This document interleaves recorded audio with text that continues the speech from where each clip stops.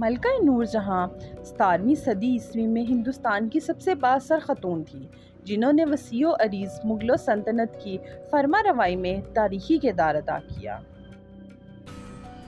پیدائش کے وقت ان کا نام مہرونسا رکھا گیا، لیکن ان کے خاوند اور مغل بادشاہ نے انہیں نام نور جہاں یعنی دنیا کی روشنی کا خطاب عنایت کیا۔ وہ ملکہ الزبتھ اول کی پیدائش کی چند دہائی بعد پیدا ہوئیں، لیکن انہوں نے اپنی برطانوی ہم منصب سے کہیں زیادہ متنوع خطے پر حکمرانی کی۔ مغلوں نے 16ویں صدی عیسوی کے اوائل میں اپنی سلطنت کے قیام سے لے کر برِ صغیر پر 300 سال سے زیادہ عرصے تک حکومت کی۔ یہ انڈیا کی سب سے بڑی اور سب سے طاقتور سلطنت تھی۔ اس سلطنت کے بہت سے بادشاہ نور جہاں سمیت شاہی خواتین اور بیگمات نے فن، موسیقی اور فن تعمیر کی سرپرستی کی، اور انہوں نے بڑے شہر، عالیشان قصر، مساجد اور مقبرے تعمیر کروائے۔ اس سلطنت کی واحد خاتون حکمران ہونے کے ناطے نور جہاں ہندوستان، پاکستان اور بنگلہ دیش کی لوک کہانیوں میں ہر جگہ موجود ہے۔ ان پر ناول بھی لکھے گئے، فلمیں بھی بنائی گئی اور ڈرامے بھی نشر کیے گئے۔ مغل عہد اور نور جہاں کے دور کے دو بڑے شہر، شمالی ہندوستان شہر آگرہ اور شمالی پاکستان شہر لاہور کے گھروں میں ان کے متعلق کہانیوں کی بھرمار ہے۔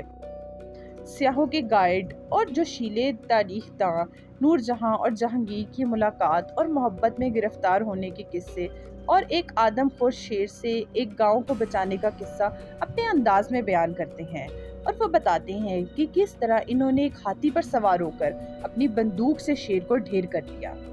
لوگوں نے ان کی محبت اور بہادری کے قصے تو سن رکھے ہیں، لیکن وہ ان کی سیاسی فراست، بلند حوصلگی اور ان کی سرگرم عملی دنیا کے بارے میں بہت کم جانتے ہیں۔ وہ ایک دل فریب خاتون تھیں، جنہوں نے تمام تر نامساعد حالات کے باوجود ایک وسیع سلطنت پر حکومت کی۔ وہ شاعرہ، ماہر شکاری اور ماہر فن تعمیر تھی۔ اپنے والدین کے لیے انہوں نے آگرہ میں مقبرہ کا جو ڈیزائن تیار کیا تھا، اس کی جلوہ گری بعد میں تاج محل میں نظر آتی ہے۔ مردوں کی دنیا میں نمایاں کردار ادا کرنے والی ملکہ نور جہاں شاہی خاندان سے بھی نہیں آتی تھی، تاہم انہوں نے بادشاہ کے حرم سے ایک ظریف سیاستداں اور جہانگیر کی پسندیدہ بیوی کے طور پر بام عروج پر پہنچی اور ایک شریک سلطان کی طرح مغل سلطنت پر حکومت کی۔ ایسے میں جبکہ خواتین حکومت کے کام میں شاذ و نادر ہی دخل دیتی تھی، آخر نور جہاں اتنی طاقتور کیسے بنی؟ اس کا سہرا بہت حد تک ان کی پرورش، ان کی گردان کے حامی مرد و زن کے نیٹ ورک، جہانگیر کے ساتھ خاص تعلق، اس کی جاہ طلبی اور ان کے وطن اور ان کے لوگوں کے سر جاتا ہے۔ عرب اور فارس کے لوگ سندھ دریا کے پار والے اس خطے کو ہندو کے نام سے پکارتے ہیں۔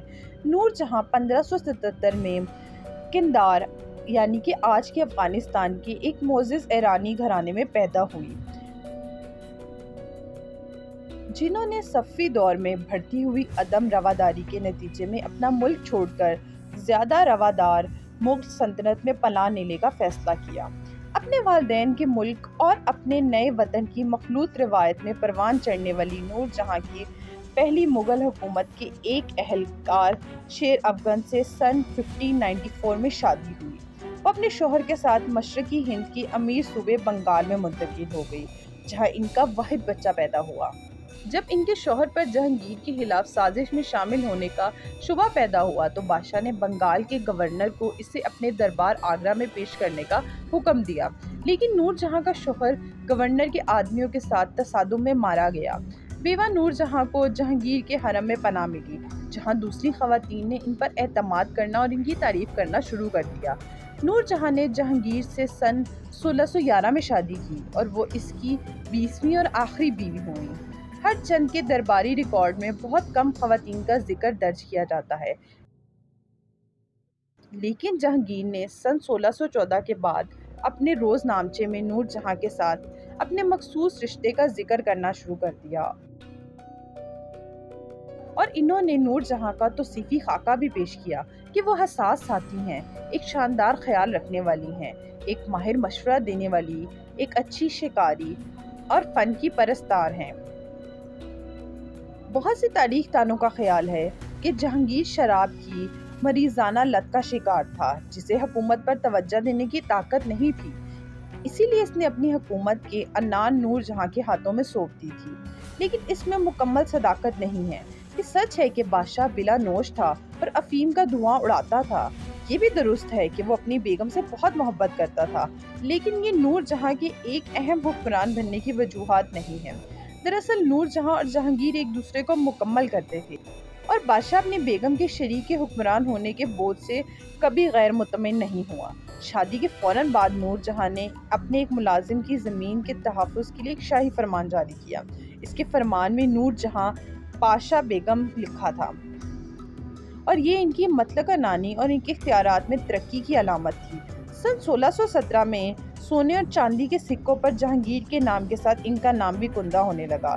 دربار کے واقعہ نویس، غیر ملکی سفیر، تاجر اور درباری جلد ہی ان کی اہمیت کو محسوس کرنے لگے۔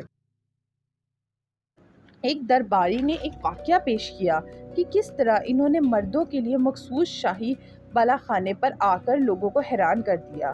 یہ ان کی حکم عدولی کی واحد مثال نہیں، شکار کرنا ہو یا شاہی فرمان اور سکے جاری کرنا ہو، سرکاری عمارات ڈیزائن کرنا ہو یا غریب خواتین کی امداد کے لیے کام کرنا ہو، یا پھر پسمانداؤں کے لیے آواز اٹھانا ہو، نور جہاں نے ایسی زندگی گزاری جو اس وقت خواتین کے لیے غیر معمولی تھی۔